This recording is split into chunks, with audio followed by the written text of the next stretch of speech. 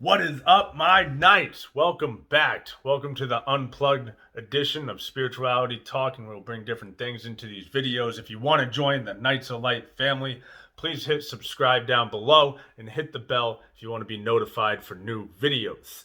Also, if you like what you hear today, please hit the thumbs up down at the bottom, the like, and if you want to give me feedback, I would love to hear it. Please comment at the bottom. So what are we talking about today? Some energy that pulled up was cruelty and pleasure. So when we're talking about this, the current climate of the world really have been conditioned to be in the hustle and the money and not really be in the play at all. But we all know that the abundance and everything really comes from the pleasure, the play or whatever. And if we're not in that, if we're just, people say we're playing all the time or we're really trying not to follow our dreams, that we end up being cruel to ourselves and we get into a lot of guilt and shame. If you aren't following my Instagram, I recently had a live on there tonight that we talked about a lot of the same thing where we're not harnessing our inner power. We're not doing what we want. I mean, even me coming into this business of spirituality, I mean, I fight with this guilt and shame all the time because I'm striving to do something I really believe in, something I believe is part of my truth, and I really am driven to help people in this standpoint. But if I'm not out there hustling, doing your regular work and being miserable every day, people don't really see that as work. Why can't we have fun in work? Why should I be ashamed of doing what I want to or going out and having a fun time? Like, for instance, like if our partner is upset or whatever and everything's going on, or and we start to feel inside ourselves that we have to embrace and be in where they are, and we are not allowed to have fun anymore because they are not having fun. I mean, I'm not saying like shun them off and not embrace and embody and be part of what they feel and everything, that I'm totally embracing that. But if you're fighting for what you want and you're fighting for what you believe in and it makes you happy, we shouldn't be ashamed of that. I have gone through that many times myself, striving to do what I want, really coming to realizations everything I was doing before isn't what I wanted to do. I was miserable. I was just going through the motions, but for so long I was programmed in life, that's what it was. So when I started to try to do this business, I was really guilty and I was really cruel to myself. Like, why do I deserve this? Why do I deserve to go out and do what I want to do and try to present what I want to the world and feel good about it and be okay about it, no matter what position or standpoint I am in the economy or in the world. Really, and it's taken me a while I've come to a place where I'm happy to just be me and present me to you. And I've also been working on that, right? Bringing my energy out to you because I was so stuck on this point where I had to be this certain image or whatever, this certain image to bring a YouTube channel, to bring an Instagram channel to because some people believe, and what I've seen, like this structure or whatever, and I'm not like all about structure. I have fun with being flimsy and just going on a whim and everything, and helping shifting that my own paradigms. This paradigm of being miserable and going to work every day and not being able to have fun isn't good. Why should we not be able to have that fun and that pleasure in life? It should be all about that. I mean, our abundance, and I mean, we talk about as within, so without. Our abundance truly comes from that play and being happy where we're at. If we're not happy where we're at and we keep striving just because the mundane and the regular people say that that's the way life is, like I heard that all my life, like that's just the way life is, son. You just have to push forward every day. Is work shouldn't be fun. Like, I'm pretty sure all of you have heard that all the time. Work shouldn't be fun. But to me, I've come to this point, work should be fun. We should be doing what we want to do all the time. We shouldn't hate ourselves for doing what we want to do, because then that ruins our abundance and ruins our energy. And then we're just being cruel to ourselves and we're getting on these lower frequencies, these lower vibrations, and really hurting our energy. I mean, even when we think about it, like when we do our inner child work, like when we're kids, even when I was a kid, I mean, you heard, don't do this, don't play with that, don't do this. So at a young age, we're already getting programmed not to be ourselves, not to embrace our own personality. Like everything we're touching, we're breaking, right? Everything we're doing is wrong. You have to do it this way. This is the only way to do it. But as we've noticed, if you sit there and watch a little child and you remember you as a child, I mean, I remember me, I was wild and crazy, but there was a lot of times where I remember and I felt and did inner child work where I wasn't allowed to embrace what my personality was, and I felt ashamed for it. There was a lot of energy work I had to do around that, a lot of field work, a lot of paradigm shifting in that, where I had to shift that I wasn't allowed to be me. If I was me, I should be ashamed for being me. But I'm pretty sure not all parents meant to do that, right? But that's what happens because the way we were taught to grow up and the way past our ancestors were taught to grow up. But we should really embrace having fun. I mean, being a child and taught that being told that you can't do this, and you're constantly being yelled at and not allowed to play, not allowed to do this. I mean, kids need to play. We need to see what their personalities were. And I mean, as a kid, that led into my life not being able to embrace who I was and what I truly had to be. I had to work this mundane job. I had to work day to day, wake up whenever I had to wake up to go and do this job that I hated so much throughout my whole life. Like every job that I've had, I've never really liked because it wasn't really what I was about, right? But I was told that that's what I had to do to live life. I had to have this contingency plan. And if I didn't, then I was doing something wrong. So now I feel wrong. So I don't get to have the pleasure that I should be able to have in life. And when people get shamed on, even me, like if I go out and spend a bunch of money on something for myself, people are like, why would you do that?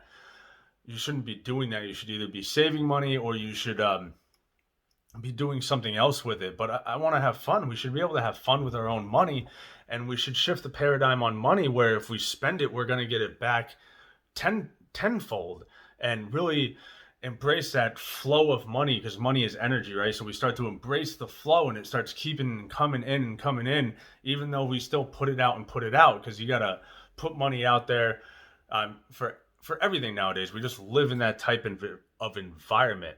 Now, these cards that we look into when we see pleasure can also remind us of sex. I mean, the pleasure card really relates to sex. So when we talk on that bunch of pleasure, I mean, the climate of the world today really shuns sexuality, really shuns certain people for liking certain sexual things. But we shouldn't be shunned for liking certain things. Like, I mean, we can go on all different kinds of standpoints of sexuality, but in a relationship, a lot of relationships, I've even had these problems talking about sex with your partner. Because, like, I wouldn't talk about sex with my partner because I felt ashamed of maybe what I wanted or what made me feel good. And it was hard to put that out there, right? Because we felt ashamed. Like, why should I feel good, or sex is shameful? And that's not where there's a lot of magic in being sacred sexuality, right? There's a lot of magic, a lot of manifestation power inside it.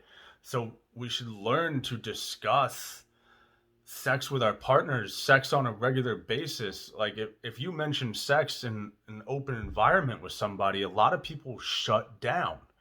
Like, what is that about? I used to even be like that. Someone mentioned sex, like you get all red in the face, you shut down, especially like around a bunch of people. Like, I don't want to talk about my sex life, or I don't want to talk about what I like or what makes me happy.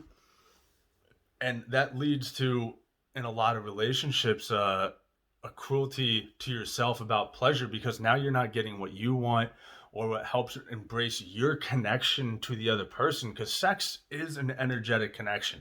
You do connect energetically. And that's why it's important that both sides of the playing field really understand what satisfies the other when we bring it into play, and actually have those conversations and don't just like try to jump in the bed and do whatever and like take it away, or just take it away altogether because it should be shunned. I mean, a lot of the religious world shuns sexuality, like the Christianity world shuns it unless you're married. But so that makes us scared of sex. Like I learned that when I was a kid. Like you go into church or whatever, you're not supposed to have sex before marriage. Sex isn't supposed to be fun. Sex is just supposed to be like to make babies, right? But that's not really what it's about in a spiritual and an energetic standpoint. I mean, there's so much power in there and so much connection when you and your partner aren't necessarily connecting on a sexual standpoint. I mean, you lose connection and things get really cruel there, right? We start hurting on ourselves. Maybe it's me, maybe I'm not helping them. But when we get in our head and we get into that paradigm inside our head, we're not really talking to the other person about it. We're not really standing there. We're just in our heads. We're not talking to anybody about it. We're just thinking that. So why not have the conversation? Why not do it? I mean, if we look at like Hinduism, I mean, they have a whole book about sexuality. Like, but the rest of the world, especially our Western philosophy, does not look at sex like that. It is looked down upon. It is looked as nasty. It should never be talked about at all. So it really puts us in this paradigm where sex is shameful. It shouldn't be pleasurable and it shouldn't excite us. But that's not reality. That is not where we stand with it at all. So it's really important to bring out that conversation. I mean, some of you watching this video, even when I brought it up, might have like got a little embarrassed, or you're like, oh no, we're just going to talk about sex here. And for a masculine talking about sex, I mean, it is hard to talk about sex with the feminine, right? I think in my Instagram live I just did a little bit earlier, I was talking about balancing and the divine masculine, really balancing with the divine feminine side and really harnessing that inner power. And when we do that, we would be able to have a better sexual talk too. I mean, that is a lot of where our sexuality comes from too, is our divine feminine side. And once we understand that and be able to talk to the actual divine feminine that's in front of us in this divine world, things could be much better and much brighter for both sides. We shouldn't be scared. We shouldn't be cruel to ourselves because we want to have sex. Now, I'm talking about like a sacred sexuality standpoint. I'm not talking about just going out and having sex with a bunch of people and orgies and all that stuff and sitting there and watching porn. I'm not talking about that. Porn is a very negative, very downed energy. And when we connect on that standpoint, we're just connecting energetic cords for no reason, and it can really injure the sacred sexuality standpoint with your partner. So I just wanted you to understand that and realize that. I mean, I've also done a lot of work with shifting away and trying to cut cords and getting away from the porn, right? I'm sure a lot of us masculines have had that issue and been there and done that, but it really energetically hurts us. And I have realized that myself, and I have seen it. I have experienced it, and I have done a lot of my own paradigm shifting work on it and worked on energetically connecting with my partner on a better sacred sexuality standpoint, because that is very important in life. And we shouldn't shun sex out of the relationship. That's where a lot of relationships we see get hurt and torn down, and then they don't know where to go from there. So how do we get back to not being cruel to ourselves about sex and what we want to do with it and who we want to be about, and really have the conversations and help each other? I mean, there's a bunch of help out there, sex coaches. I mean, like what I do, paradigm shifting, and all these other energetic works that help shift that and do relationship work with people and help them do that and be on that point. I've had to do the work. It's not the easiest work, right? Because I've sat there and I've been in addiction and I've been in the porn addiction. It's all there and it all relates to each other, and it just becomes this endless cycle that really needs to be end, this continuous energetic loop, right? So we need to get in there, figure out where the root cause of that all may have happened, and why are we cruel to ourselves about sex or any type of pleasure in life at all. I mean, some people live their lives miserable consistently because they think they're just supposed to be miserable all the time. That's life. You just step forward and then you die. But that's not what I feel life is all about. I want to have fun. I want to experience life. Like, I think, excuse me here. Yeah, like, I was positioned or programmed to think that I had to work hard, work every day till I was 60 or 70 years old, then I can have fun. That doesn't make any sense at all, right? I work my life away so then I can have fun when I'm too old to do the stuff I wanted to do when I was 30 or 20 something? That doesn't make sense. Why can't I have fun now, still make the money, and embrace life and live life to the fullest? Why do I have to feel shame and guilt about that I'm not planning out my life miserably so I can be happy when I'm 60 or 70? I don't want to wait that long to be happy. Are you out of your mind? Like, come on. Let's be realistic here. Let's come to a different paradigm. Let's have fun and shift this paradigm into being able to have fun, still make the money, keep bringing the flow of cash in and doing what we want and having fun with it, not working our lives away and being miserable and not experiencing with family. Because even with that, like, you can't even get to the sacred sexuality part if you're not having fun or living your life to be able to have sex. You're working your life away until you die.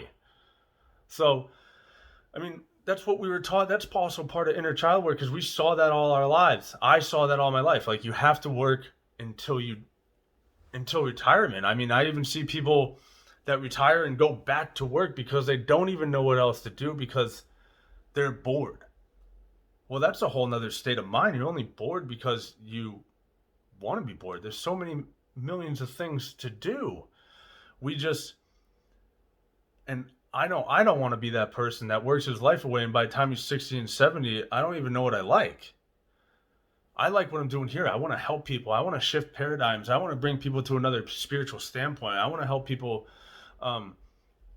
with sacred sexuality, how to experience each other better. I want to help people get out of addiction like I was in and doing all the drugs and living that type of life. I want to help people embrace their life, embrace it on a sober and higher frequency level, and break all the programming that we've had since we were children and our ancestral traumas and past life traumas that we've keep recreating through this life. Let's break it. Let's shift it. Let's change the paradigm. I love you all. Stay woke and continue shifting the paradigm.